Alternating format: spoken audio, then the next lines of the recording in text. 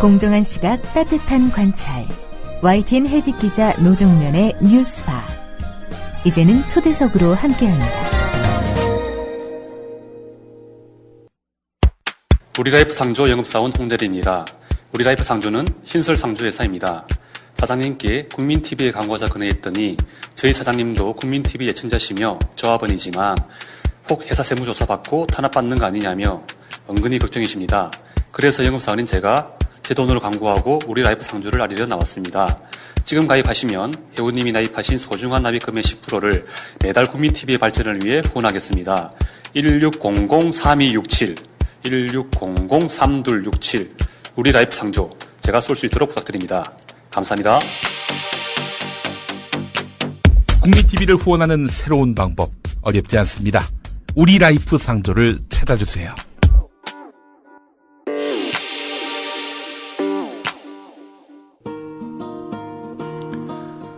혼외 아들이 있다고 보도한 조선일보를 향해 최동욱 검찰총장이 초강수를 들고 나왔습니다.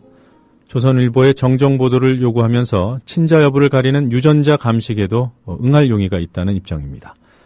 이 사안은 사생활과 관련된 진실게임의 성격을 띠고 있어서 공직자의 도덕성 문제와는 별개로 이들에게 선정적인 궁금증 불러일으키는 것은 사실이지만 과연 이 사안이 보도의 영역인지 그리고 보도에 등장하는 사실관계들이 정상적인 취재로 획득할 수 있는 것인지에 대한 냉정한 고민을 하게 합니다.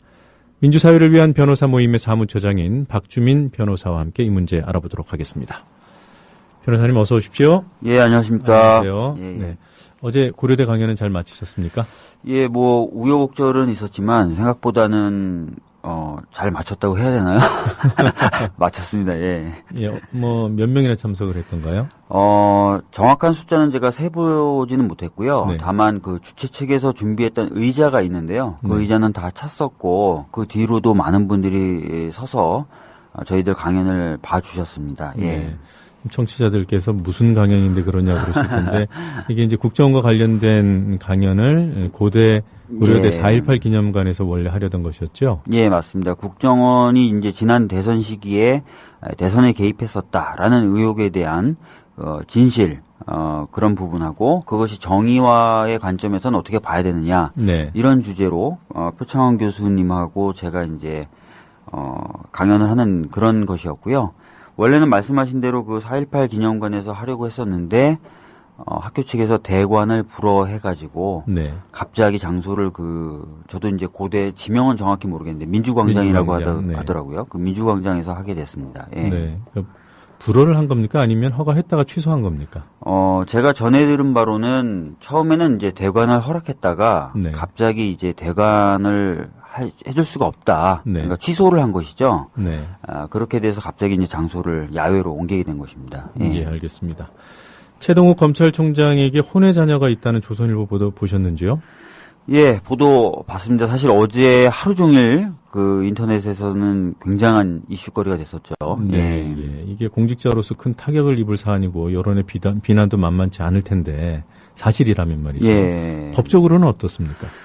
일단은 우리나라에서는 뭐 저는 개인적으로 혼외자가 있다 뭐 하는 것이 이제 어떤 그 공직자의 공무 수행에 있어서 크게 문제가 되지 않는다는 그런 입장입니다. 네. 근데 이제 우리나라에서는 도덕적으로 아직까지는 그런 부분에 대해서 좀 엄격한 편이기 때문에 네. 도덕적 비난을 많이 받으실 수 있을 것 같습니다. 근데 법적으로는 지금 이 상황에 대해서 뭐 만약에 건다면은 간통죄라든지 아니면 이제 그 공직자로서 재산을 신고해야 되는 부분이 있는데 혹시나 이제 이쪽 그 혼외자나 또는 어머니가 되시는 분이죠. 뭐라고 불러야 될지 정확히 모르겠는데 그분의 어떤 재산적인 어떤 증여나 이런 게 있었다면은 그런 부분에 대해서도 제대로 신고를 해야 되는데 그런 것들 누락했다. 만약에 그렇다면 네. 이제 공직자윤리법이나 이런 부분에서 문제가 될 수 있는 그 정도 네. 소지가 있을 것 같습니다. 네. 예.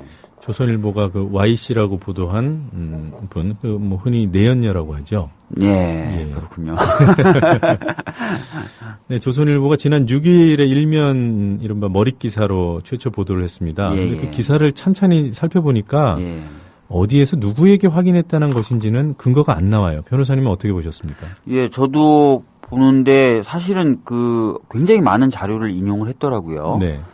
그래서 상당히 구체적이고 또 사실에 입각한 보도구나라고 생각을 했는데 방금 말씀하신 것처럼 그러한 자료들을 누가 확보를 했었는지 또 누가 얘기를 해줬는지에 대한 부분은 빠져 있더라고요. 그래서 과연 이게 누구로부터 이런 어떻게 보면 좀 비밀에 가까운 정보를 얻을 수 있었을까 의아해하고 있는 상황입니다. 예. 네, 뭐 구체적으로 지금 말씀하신 그런 자료들, 그러니까 이른바 내연녀의 가족관계 등록부, 예. 그리고 그 아들이 학교에서 썼다는 최동욱 이렇게 썼다는 기록, 예.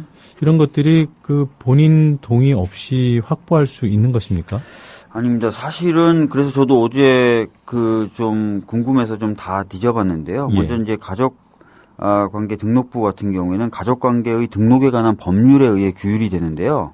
이 법에 따르면은 사실은 본인이나 배우자, 직계혈족이나 형제 자매의 경우에 이제 발급을 받을 수가 있는 겁니다. 네. 그리고 이렇지 않은 경우에는 누가 발급을 받을 수 있는지 좀 봤더니요. 국가나 지방자치단체가 직무상 필요에 따라 문서로 신청한 경우나 이런 경우에는 좀 받을 수 있는 예외가 있습니다. 네. 일단 이렇고요. 그 다음에 이제 아들이라고 지목됐었던 채 군이 출국했던 정확한 시점이라든지 이런 네. 것들도 좀 보도가 됐습니다. 그렇다면 이제 출입국에 대한 어떤 기록도 봤다는 것인데, 그래서 출입국 관리법 시행 규칙을 또 봤더니 이거 역시도 본인이나 대리인이 아니면 확인하기가 어렵더라고요. 예. 물론 이제 법무부 장관이 지정한 어떤 공익상 필요하다 인정한 자라든지 이런 사람들 같은 경우는 또 볼 수가 있습니다. 아마 국가기관을 예정한 것 같고요. 네. 그 다음에 이제 학교생활 기록부죠. 아버지를 최동욱이라고 기재했던 거. 이것도 제가 한번 봤더니 초중등 교육법에는 역시 본인이라든지 이런 사람들이 아니면 볼 수가 없습니다. 다만 이제 학교에 대한 감독이나 감사의 권한을 가진 행정기관이 또 볼 수가 있고요. 그래서 전반적으로 봤을 때 이게 기자분이 직접 어떻게 보기는 어려울 것 같고 국가기관의 도움을 좀 받으면은 볼 수 있는 것이 아닌가 이런 생각이 좀 들더라고요. 네. 그러니까 그런 부분 때문에 지금 한참 여론의 주목을 받고 있는 국정원이 정보를 흘렸었던 게 아닌가 뭐 이런 얘기들이 일반인들 사이에서는 물론이고 언론계 그리고 검찰 내부에서까지 나돌고 있는 게 사실입니다. 그러니까 조금 전에 잠깐 말씀해 주셨습니다만 만약에 국정원이나 다른 정보기관이라면 이런 정보를 쉽게 습득할 수 있는 건가요? 네, 제가 지금 말씀드렸던 것처럼 이제 법령이 대부분 이제 국가기관의 경우 예외적으로 그런 정보들을 얻을 수 있는 것으로 규정이 되어 있습니다. 네. 관련 규정들이. 그래서 좀 국가기관의 도움을 받았을 거라고 생각은 약간 의심은 들고요. 근데 이제 그 국가기관이 이제 국정원인지 아닌지는 네. 아직까지는 알 수가 없는. 네. 네. 그리고 또 이 기자님이 뭐 굉장한 뭔가 인적인 네트워크를 가졌다면은 근데 그렇게 해서 하셨다면은 사실은 관련된 규정들을 좀 어기신 게 되기 때문에 네. 예, 그런 부분에 있어서도 좀 문제는 될 겁니다. 예. 만약에 가족관계 기록부 같은 것을 당사자로부터 받지 않고 예. 수사기관이나 뭐 국가기관의 협조를 얻어서 입수했다. 그것은 어떻습니까? 사실 취재의 그 범위 안에 부분도 들어가나요? 좀 이상하죠. 왜냐하면은 이분들이 지금 어떤 범죄 혐의를 갖고 있는 피의자가 네. 아니지 않습니까? 그래서 수사기관이 이분들이 어떤 이런 것들을 구했다. 구체적인 혐의도 없는데 그렇다면 이거는 수사가 아닌 보통 우리 일반인들이 얘기하시고 법조인들도 뭐 얘기는 하지만 사찰이라고 볼 수도 있는 거거든요. 네. 그 다음에 또 재미있는 게 이런 어떤 공식적인 문서가 아니라 입주자 카드에 대한 얘기도 나왔습니다. 네. 입주자 카드에 누가 그 아파트에 산다 이게 기록이 돼 있는 거. 그거는 사실 이제 국가기관으로부터 얻은 게 아니라 그 아파트의 어떤 관리 부서로부터 얻었을 것인데 그런 경우도 사실은 그 어떤 수사 목적이라든지 이런 것이 아니고 어떻게 제공을 받았을까. 어떻게 보면 그분들이 사는 데 있어서 되게 안전과도 관련된 부분인데 그래서 참 신기하다. 이걸 예. 어떻게 봐야 되냐. 예, 그렇게 생각하고 있습니다. 그러니까 수사기관이라 할지라도 수사상의 필요가 있지 않으면 개인들의 정보를 수집할 수 없는 거죠. 그렇습니다. 만약에 그 수사상의 필요도 없는데 광범위하게 개인의 정보를 이렇게 구할 수 있다라고 한다면 정말 일상적으로 국민들의 그 사생활들이 수사기관들에 노출되는 것이 되는 것이죠. 그래서 네. 그런 것들은 이제 뭐 경우에 따라서는 직권남용에 해당할 수도 있는 거고요. 여러 가지 어떤 그 범법행위에 해당할 수 있는 것입니다. 예. 네.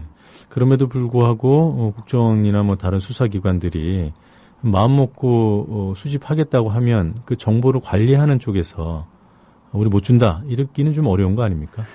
사실 이제 우리나라의 여러 가지 어떤 그 법으로는 이제 안 되도록 되어 있는데 네.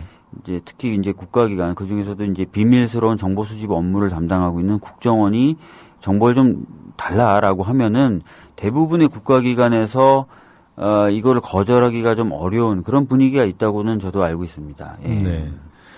그런데 이 최동욱 검찰총장은 공직자란 말이에요. 예. 그러니까 공직자에 대해서는 뭔가 정보 수집이 일반인에 비해서는 좀 더 넓게 인정돼야 되는 게 아니냐. 예. 그래서 공직자에 관한 감찰과 공직감찰과 사찰의 구별 이건 어떻게 볼 수 있습니까? 사실은 이것이 이제 예전에 이제 이명박 정부 시절에 그 국무총리실에 민간인 사찰에서도 이제 논란이 좀 됐었던 부분입니다. 그래서 네. 공무원에 대해서는 좀 직무 감찰을 위해서 정보 수집이 어느 정도 좀 허용돼야 되는 거 아니냐라는 얘기가 있었지만 사실은 그렇다 하더라도 법률이 허용하는 범위 내에서만 네. 정보 취득이 가능한 것이죠.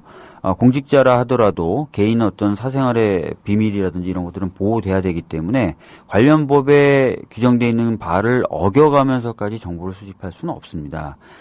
그런데 지금 만약에 이제 국정원이 만약에 이런 정보를 수집했다고 하면은 방금도 제가 이제 관련된 규정을 말씀드렸지만, 어떤 범죄 혐의가 없는데, 두 번째는 국정원은 또 직무 감찰하는 기구가 아니거든요. 네. 예, 그러니까, 그런 권한은 없습니다. 그러니까 권한 범위를 넘어서서 이렇게 이제 정보를 취득했다고 볼 수 있는 것입니다. 만약에 국정원이 했다면 그렇다면 이것은 법을 위반해서 개인의 어떤 사적인 정보들을 취득한 것이기 때문에 당연히 범법행위라고 볼 수 있습니다. 예.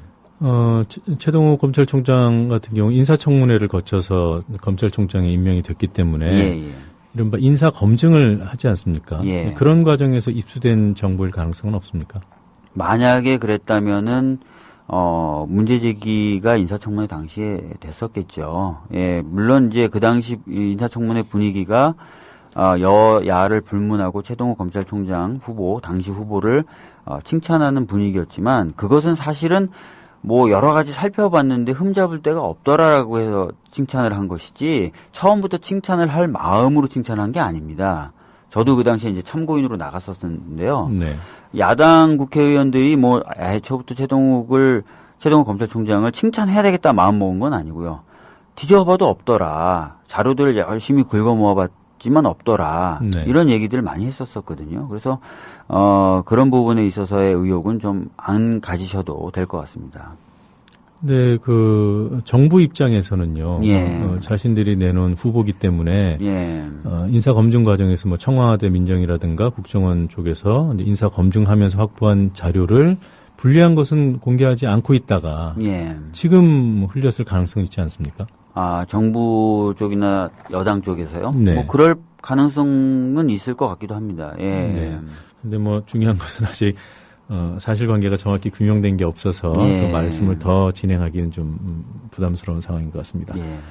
자, 이 보도 윤리의 문제, 국정원 배후설 뭐 이렇게 짚을 부분이 많음에도 불구하고 세간의 관심 진위에 쏠려 있는 것이 사실인 것 같아요. 예. 그래서 이제 최동욱 총장이 유전자 검사에도 응할 수 있다. 예. 이런 입장을 밝히지 않았습니까? 예. 그런데 유전자 검사라는 게 본인이 하고 싶다고 해서 되는 건 아니잖아요. 그렇죠? 그렇습니다. 예. 네. 이 부분은 어떻게 생각해요? 이게 현실화되기 위해서는 어떤 조건이 마련돼야 됩니까? 사실은 어떻게 보면 정말 만약에 지금 내연녀 또는 내연의 아들. 참 어렵습니다. 이런 부분. 어떻게 불러야 될지 참 어려운데. 그냥 Y씨와 예, Y씨와 채군. 네. 예, Y씨와 채군의 협조가 없는 상황에서는 유전자 유전자 검증이라는 것, 불가능하다고 봐야 되겠죠. 네. 예, 왜냐면 그분들이 어떤 범죄를 저지른 것도 아니고. 네. 자발적인 협조가 있어야만 되는데, 그런 부분에 있어서 이제 좀 많은 분들이 또, 서로 뭐 어차피 안 될 거니까 저렇게 얘기하는 거 아니냐 뭐 네. 이렇게 얘기하는 시각도 있긴 있는 것 같습니다. 예. 예. 만약에 소송까지 가게 되면요. 예. 법원에서 이거 시비를, 진위를 가리기 위해서 유전자 검사하자. 이렇게 해서 Y씨와 최군을 유전자 검사를 받도록 종용 내지는 강제할 수 있는 방법은 없습니까? 사실은 이제 뭐 조선일보와 어떤 만약에 소송이 붙는다. 그리고 그 소송에서의 진위 여부를 좀 가리기 위해서 법원에다가 여러 가지 어떤 신청을 할 수가 있겠죠. 네. 신청을 할 수 있고 그 신청 중에 뭐 구인이라든지 이런 것도 있을 수 있겠죠. 그래서 그런 걸 통해 가지고 일정 정도 지금 말씀하셨던 그런 부분, 즉 유전 검사에 대해서 좀 강제하는 부분 가능할 것이라고 보여집니다. 예. 근데 와, 그렇게까지 해야 되는지도 참 의문이 좀 들기는 하고요. 예. 근데 가능은 합니다. 예. 또 그 대상이 11살 어린 예, 맞습니다. 학생이라는 예. 점에서도 최근에는 뭐 오늘 제가 보도된 건 아니고요. 좀 검색을 하다 보니까 그 최군의 사진을 또 어떤 분들이 또 좀 유포를 하고 있는 것 같습니다. 그래서 뭐 닮았냐 안 닮았냐 이런 식으로 하고 있는 것 같은데 참 총체적으로 좀 약간 어려운 그런 상황인 것 같습니다. 예. 예. 자, 이번 일이 국정원 뭐 대선 개입 사건 그리고 또 내란 음모 사건 검찰이 진행하고 있거나 곧 진행하게 될 이 수사에 어떤 영향을 미칠지도 관심이에요. 예, 맞습니다. 영향이 있을 것으로 봅니까? 예, 사실은 영향이 있을 겁니다. 어떤 방향으로든 영향이 있을 겁니다. 하나는 뭐 검찰뿐만 아니라 사건을 담당하게 되는 판사들에게도 네. 이런 식의 이게 만약에 이제 국정원이 했다면 국정원이 했다는 것으로 가정하고 말씀드리면 검찰이나 판사에게 무언의 어떤 메시지를 주는 것이죠.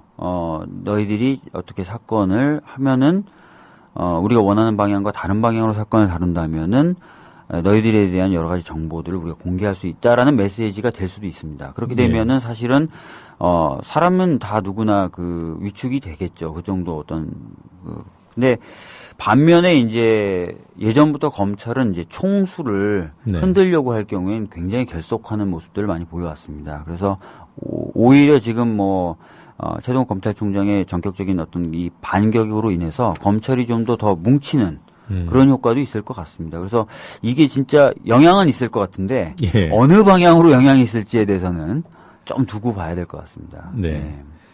그 최 총장이 정정보도 요구를 조선일보가 수용하지 않으면 소송을 제기하겠다 이런 입장을 밝혔는데 소송으로 가면 절차가 어떻게 진행됩니까? 지금 정정보도 청구하는 방법은 두 가지가 있습니다. 언론중재위원회에다가 이제 조정을 신청하는 방법이 하나 있고요. 바로 소송으로 가는 방법이 있습니다. 어느 방법을 선택할지는 잘 모르겠는데요. 만약에 언론중재위원회에 가면 조정 절차를 거쳐서 조정을 하게 되고요. 물론 그거에 대해서 거부할 수가 있습니다. 조정 결과에 대해서 양쪽이 다. 그렇게 되면 이제 소송으로 가게 될 테고, 소송에서는 이제 뭐 양자의 주장을 들어서 판결로서 정정을 만약에 하라고 명하는 판결이 나온다면 그 판결에 따라서 보도를 하게 됩니다. 네. 이 사안이 뭐 조정을 할 사안은 아닌 것 같아요. 워낙 아주 민감한 부분이라. 제가 보기에도 지금 조선일보 입장에서는 물러설 수도 없고 그런 상황인 것 같습니다. 네. 자, 국정원 대선 개입 사건과 관련된 질문 몇 가지 드려보도록 하겠습니다. 그 국정원 대선 개입이 만약에 확인이 돼서 뭐 원세훈 씨라든가 이런 분들에 대한 유죄 판결이 난다면 지난 대선의 효력은 어떻게 되는 겁니까? 예, 사실 뭐 그 부분에 대해서 궁금해하시는 분들이 많으셨는데요. 사실은 원세훈 전 국정원장이 공직선거법 위반으로 처벌을 받게 되더라도 선거에 영향을 미쳐서 선거의 효력에 영향을 미쳐서 선거를 무효로 만들거나 하기는 어렵습니다. 왜냐하면은 우리나라에서는 선거나 당선의 효력을 다툴 수 있는 방법으로 크게 소청이나 소송을 제기하는 방법만 정해놓고 있기 때문입니다. 그리고 물론 이제 당선된 당선인이 이제 공직선거법 위반으로 처벌을 받게 되는 경우는 이런 경우에는 이제 당선의 효력이 없어지게 되는데 아시다시피 대통령은 재임 기간 중에 형사상 소추가 안 되도록 되어 있습니다. 그래서 원세훈 전 원장이 처벌받는다는 것만으로 지난 대선의 효력이 없어지거나 하지는 않습니다.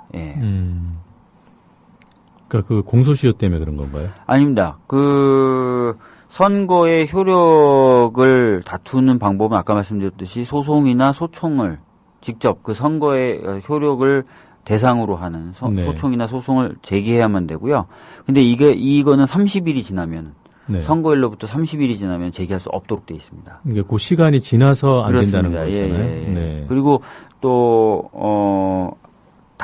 당선됐던 당사자가 이제 형사처벌을 받으면은 또 무효가 되긴 하는데 아까 말씀드렸던 대로 대통령은 재임 기간 중에 형사상 소출을 안 받기 때문에 또 안 되는 거예요. 네. 근데 그 30일이라는 기간, 그러니까 12월 19일부터 1월 중순까지 예. 그 기간 동안 우리 국민들은 선거에 문제가 없었다는, 예. 그러니까 국정원이 대선 이른바 뭐 댓글 사건과 관련해서 개입하지 않았다는 수사기관의 일방적인 그리고 또 잘못된 발표를 믿었단 말이에요. 예. 그럼 그 기간이 상식적으로 보면 정지돼야 되는 거 맞는 거 아닙니까?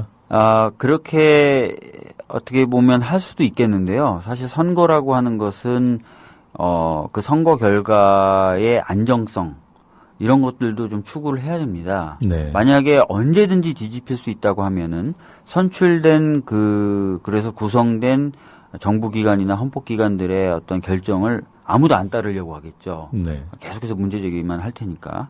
그렇기 때문에 이 기간을 정한 거고 또 그 기간을 30일로 짧게 정한 겁니다. 그래서 이런 경우에는 좀 안타깝고 답답하실 수도 있겠지만 이런 부분도 좀 고려를 해주셔야 될 것 같다는 생각이 좀 듭니다. 예. 네. 지금은 이제 법적인 책임과 관련된 말씀이시고 이와 뭐 정치적이거나 뭐 도의적인 책임 부분은 또 별개의 문제죠. 별개의 문제입니다. 사실 원세훈 전 국정원장이 처벌이 되고 또 그 과정에서 여러 가지 어떤 사실들이 구체적으로 밝혀진다면 뭐 저희들이 맨날 또 자주 말씀드리지만 미국의 닉슨 대통령 같은 경우도 사실은 워터게이트 사건이 발생한 지 2년 후에 사임을 했었거든요. 그래서 뭐 그런 도덕적 책임, 정치적 책임을 져야 될 만큼 충분한 사실관계가 밝혀진다면 뭐 이런 선거 소송과 상관없이 뭔가 조치가 있어야 되는 건 사실인 것 같습니다. 네. 네. 우리 박 변호사님은 그 표현의 자유와 관련돼서 여러 가지 활동을 오랫동안 해오신 것으로 알고 있어요. 예. 최근 이 통합진보당 그 내란 음모 사건과 관련해서 보면은 아예 통합진보당은 촛불 집회에도 나오지 마라. 뭐 이런 요구들이 있고 민주당 같은 경우에는 촛불 집회에 통합진보당이 나오면 안 가겠다라는 입장이거든요. 예. 네, 이런 부분들을 어떻게 보십니까? 사실 그게 이제 그동안 이제 횡행했었던 종북이라는 그 딱지. 네. 그것에 대한 두려움이죠. 종북이란 딱지가 일단 붙게 되면은 그런 딱지가 붙은 사람의 말은 누구도 들으려고 하지 않고 하기 때문에 민주당이 입장에서는 만약에 이제 통진당이 저렇게 지금 몰려있는 상황에서 통진당과 같이 뭔가 행동을 한다면 그 종북 딱지를 또 민주당이 또 받게 될까봐 두려워하는 것 같습니다. 근데 사실 이제 그런 두려움으로 자꾸 사태를 대하게 되면은 저는 풀릴 것도 안 풀린다고 생각합니다. 오히려 좀 당당하게 이야기들을 해나가는 과정 그런 것들을 거쳐야만 사실 종북딱지라는 것도 이제 이 사회에서 사라지게 될 것이고요. 특히 이 사안에서는 아직 그 이석기 의원의 내란 음모 사건에 대한 실체가 밝혀진 것도 아니고 또 어떤 사법적인 판결이 난 것도 아닙니다. 벌써부터 막 거리를 두고 손가락질을 서로 하고 할 필요는 저는 없다고 생각됩니다. 예. 네, 뭐 현실 정치에서 그 제도 내에 있는 정당이 뭐 어떤 여론을 의식하고 전술을 펴고 이런 건 뭐 이해가 돼요. 근데 통합진보당 입장에서 보면은 아까 제가 모두의 표현의 자유를 끄집어냈는데 집회에 참석할 그런 자유, 의심받는 정치 세력이긴 하지만 그런 자유를 누릴 그런 권한이 있지 않습니까? 맞습니다. 사실은 어떻게 보면 의심받는 사람이 뭔가 자신이 항변을 할 만한 기회들을 또 줘야 되는 것도 사실이거든요. 네, 그리고 방금 말씀하신 것처럼 또 표현의 자유도 보장이 돼야 되고요. 그래서 그런 것에 대해서 원칙적인 입장을 좀 가져야 됩니다. 예. 네. 자, 앞서서 그 변호사님 가셨던 고려대 강연 불허 얘기 잠깐 했습니다만 대학에서 이런 일이 있었어요. 학생이 그 자본론을 강의하던 강사를 국정원에 신고했다. 네. 이런 현상이 어디서 비롯되는 겁니까? 글쎄요. 사실은 그 학생이 아마 깜짝 놀랐을 것 같아요. 그 강의를 듣고. 네. 근데 이제 그렇게 이제 그 학생이 반응했었던 이유는 제가 봤을 때 그 학생이 상당히 그 학생에겐 좀 죄송하지만 좁은 세계관과 사고의 폭을 가지고 있었던 것이죠. 그리고 그 좁은 내용만 사실이라고 생각하고 진리라고 생각하고 다른 건 다 위험하다라고 생각을 했었겠죠. 두려움을 느꼈겠죠. 근데 사실 이런 것들이 어떻게 보면은 대학이라는 것, 또 진리를 탐구해야 되는 대학생으로서 가져야 될 어떤 태도나 이런 건 아니라고 저는 생각을 합니다. 특히 대학은 진리를 발견해야 되는 공간으로서 중세 때부터 사실은 영주나 그 군주도 관여하지 않았거든요. 자유롭게 토론하라고. 네. 그런 공간에서 어떤 벌어지는 사상적인 교류라든지 토론을 범죄시하는 그런 사고나 태도, 그런 그런 것들이 또 가능한 그런 편협한 것, 이런 것들을 좀 깨야만 우리 사회가 좀 더 성숙해지고 발전할 수 있지 않을까 생각을 하게 되는 좀 답답한, 저로서는 되게 답답한 사안입니다. 예. 예, 비록 이 학생이나 이런 것들을 좀 경원시하는 분들이 위험하다고 보더라도 또는 편향됐다고 보더라도 네. 어제 고대 강연에서 표창원 교수 말씀하셨듯이 그런 편향된 생각을 가진 사람의 강연도 들어줄 수 있는 것이 민주주의다. 그럼요. 예. 과학이라고 하는 것을 사람들이 절대적인 진리를 추구한다고 하지만 과학도 반박이 가능한 가설을 끊임없이 세워나가면서 앞에 있는 가설들을 계속 반박해 나가는 것이거든요. 네. 절대적인 진리라는 것도 그런 과정을 통해서 찾아지는데 토론이 돼야 되죠. 어떻게 보면은 저 얘기가 틀릴 수 있다라는 것만으로 안 듣겠다라든지 못하게 한다는 것 자체가 표현의 자유를 침해하는 것뿐만 아니라 진리를 발견하는 것 자체를 막는 그런 일이 될 수 있습니다. 예. 한 가지만 더 여쭤보겠습니다. 최근에 이른바 국정원발 기사들, 인용 기사들이 언론에 판을 치고 있어요. 예. 특종이다, 단독이다 이렇게 크게 보도가 되고 있는데 이제 국정원이나 이제 출입처에서 어떤 피의 사실들을 흘리기 때문 아니겠습니까? 예. 이 부분에 법적인 문제는 없습니까? 사실은 피의사실 공표죄에 법적으로는 해당이 될 수 있습니다. 네. 예, 그래서 그 부분에 대해서는 좀 주의를 해야 되는데 반면에 또 이런 부분도 있습니다. 피의사실 공표죄를 또 지나치게 또 넓게 적용하게 되다 보면은 언론의 자유라든지 국민의 알 권리가 침해되는 또 반작용도 있습니다. 네. 그래서 저는 항상 이런 자리에 나오면은 그 피의사실 공표죄를 완전히 무시할 수는 없지만 좀 엄격하게 적용할 필요는 있다라고 얘기하고 있습니다. 다만 지금 이석기 의원의 내란 음모 사건 같은 경우에는 단순히 이제 피의 사실이 유포되는 정도가 아니라 녹취록이 그냥 공개되는 수준의 네. 어떻게 보면 것이라서 다른 사안들하고는 좀 달리 보는 게 맞다고는 생각하고 있습니다. 네, 여느 피의 사실 공표와는 좀 다른 성격이었다고 좀 다른 성격의, 그러니까 좀 약간 기획되고 의도됐다는 느낌을 지울 수가 없는 그런 느낌으로 좀 이 사건을 보고 있습니다. 그래요. 그 녹취록이 한두세만 나온 것이 아니라 여러 언론사들이 서로 단독이라고 그러면서 보도를 했단 말이에요. 맞습니다. 네, 알겠습니다. 오늘 여기까지 듣도록 하겠습니다. 지금까지 박주민 변호사였습니다. 고맙습니다. 예.